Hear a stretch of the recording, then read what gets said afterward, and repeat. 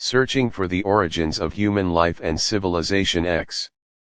Last time, I discussed the chart on the right, which shows that branches of the Hongshan culture spread to Sanxingdui in Sichuan, Liangzhu in Hangzhou and Lingjiatan, and even crossed the oceans to New Zealand, Peru, and the Native American peoples of the American continent. Now we turn to an important religious aspect of Sanxingdui culture, the Buddha.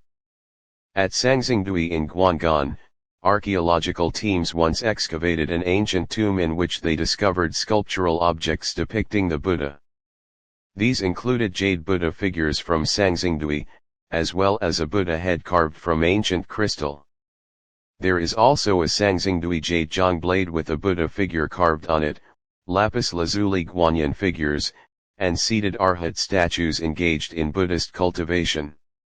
These artifacts greatly exceed modern people's understanding of ancient history.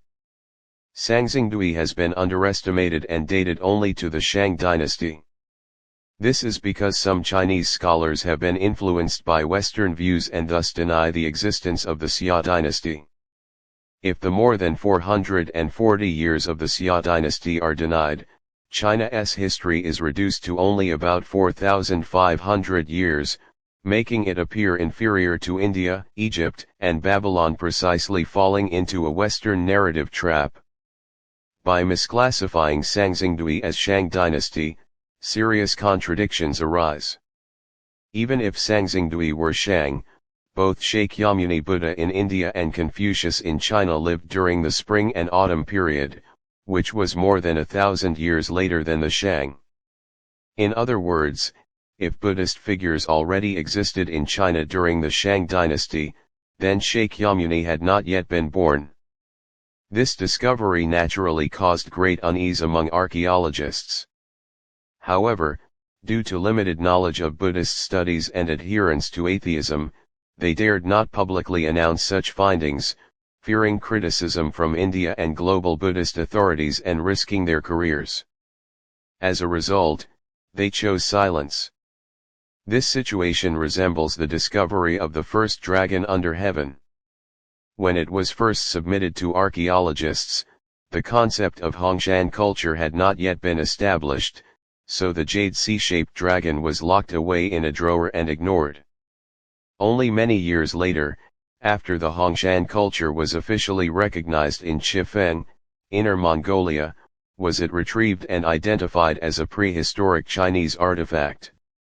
For similar reasons, the Sanxingdui Buddha artifacts were sealed in boxes and stored in underground warehouses for over 5 years. Any news about Buddha discoveries at Sanxingdui was suppressed or turned into fictional stories to silence discussion. Unfortunately, many people never had the chance to see them. Fortunately, I publicly announced my research on Buddhas in Hongshan culture over 10 years ago.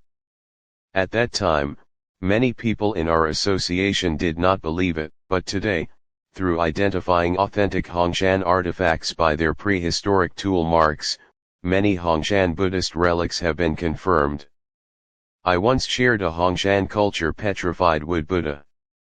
Petrified wood requires at least 140 million years to form. This piece bears both the Hongshan sun god and a Buddha figure, with a seated Buddha carved on the reverse side. Hongshan petrified wood artifacts differ greatly from ordinary folk carvings.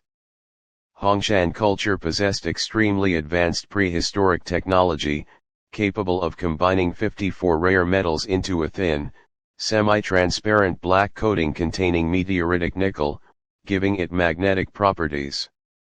Organic wood cannot be magnetized, and such technology cannot be replicated even today. With this petrified wood artifact, we can confirm that as early as at least 140 million years ago, during the Hongshan period, the Buddha already existed. Buddhism should therefore be regarded as an indigenous Huaxia belief.